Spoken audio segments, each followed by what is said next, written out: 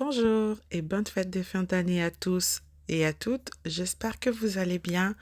Bienvenue sur ma chaîne. Si vous n'êtes pas encore abonné, merci de vous abonner, partagez la recette, laissez un commentaire, aimez également la recette s'il vous plaît.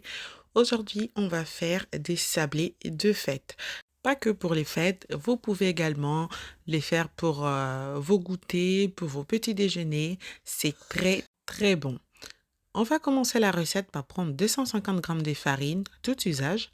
On va tamiser dans un saladier. Ensuite, je vais prendre 100 g de sucre glace que je viens tamiser également sur la farine. Je prends une petite pincée de sel, je rajoute également. Je vais prendre une cuillère à soupe, je vais mélanger bien le tout. Une fois bien mélangé, je vais aller mettre 125 g de beurre froid. C'est très important d'avoir le beurre froid pour créer le côté sablé que nous voulons pour cette recette. Surtout pas du beurre ramolli ou pas du beurre à température ambiante, du beurre froid. Je mets mes beurres, je coupe déjà en petits morceaux et à l'aide de mes mains, je vais venir, voilà, bien écraser le beurre avec la farine en même temps pour donner ce petit côté sablé que je vous ai dit.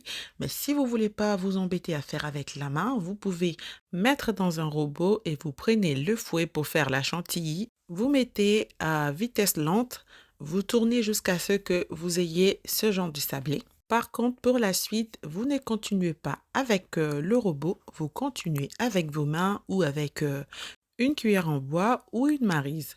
Vous mélangez bien, mais moi, comme j'avais déjà commencé avec les mains, je vais continuer avec les mains. Je vais rajouter un œuf à température ambiante. Je vais venir bien mélanger l'œuf avec le sablé qui commençait déjà à se former. Une fois l'œuf rajouté, je mélange bien pour bien intégrer l'œuf dans la pâte. Vous allez voir, ça va donner quelque chose de ce genre-là. Voilà, et vous formez une boule. Vous filmez au contact et vous réservez au frigo 10 à 15 minutes. Au bout des 10 à 15 minutes, ça va durcir légèrement. Donc, vous sortez, évitez de trop travailler la pâte. Voilà, la pâte de sablé, ça ne se travaille pas beaucoup. Voilà, on va mettre sur une feuille de cuisson. Je vais diviser ma pâte en deux parce que j'aimerais bien faire une partie, comme vous avez vu au début de la vidéo, une partie avec du chocolat et l'autre partie nature. Je réserve l'autre partie dans un film au contact, je remets encore au frigo et je prends l'autre moitié. Je me fais une boule, j'aplatis bien sur la feuille de cuisson. Je vais légèrement fariner ma feuille de cuisson pour éviter que la pâte n'école au petit four, vraiment léger. Et ensuite, je vais remettre une petite couche par-dessus. Je vais aller aplatir un petit peu à l'aide de mes mains et je vais prendre un rouleau à pâtisserie. Je vais aplatir à l'épaisseur que je veux. Vous pouvez faire très fin, vous pouvez faire à la taille des cookies. Voilà, les tailles un peu plus épaisses. Voilà, c'est vous qui décidez de ce que vous faites. Moi, j'ai l'emporte-pièce. C'est des emporte-pièces pour faire mes chaussons ou des raviolis. C'est ce qui m'a servi de faire des petites têtes des biscuits qui soient vraiment régulières.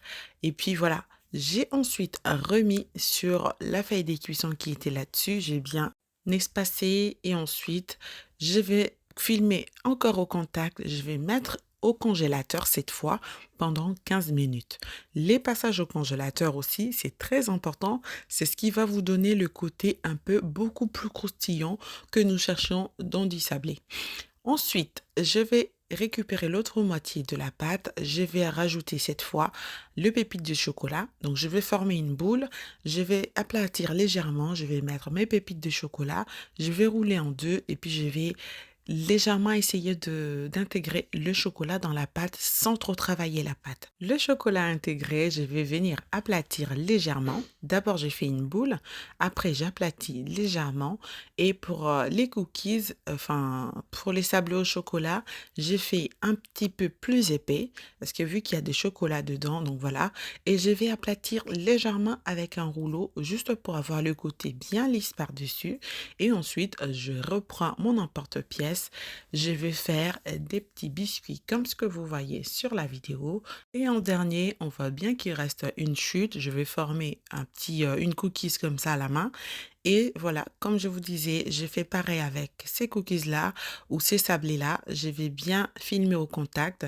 Je vais glisser un plat dessous et ensuite, je vais aller mettre au congélateur également. Pendant que j'ai mis l'autre, je ressortais ce que j'avais mis en premier et je vais aller enfourner à 180 degrés pendant 12 à 15 minutes. Je vais préparer un petit thé, un petit délicieux thé qui va accompagner mes petits sablés. J'avais besoin pour le thé d'une orange que je coupais en rondelles. Une fois coupée en rondelles, je mets dans une carafe. Je vais rajouter le mélange de fruits rouges, du thé vert. Je vais rajouter en plus 2 bâtonnets de cannelle. Je vous assure, vous pouvez essayer ce thé les yeux fermés. C'est un pur délice. Mais voilà, vous allez juger par vous-même. Voilà, j'écrase bien avec un pilon. C'est un pilon que je me sers pour des mojitos. Voilà, ça me sert aussi pour l'été. Je vais en plus rajouter une branche de verveine. C'est de la verveine sèche du jardin que je réserve pour l'hiver. Voilà, et je vais rajouter dans la carafe de l'eau bouillante. Une fois l'eau bouillante rajoutée, je vais touiller un petit peu et je vais couvrir, je vais laisser infuser le temps que les sablés cuisent. Je vais ensuite filtrer à l'aide d'une passoire pour servir, pour voilà, avoir un truc beaucoup plus propre et pour me régaler. Oh, j'adore le thé, mais là, c'est juste...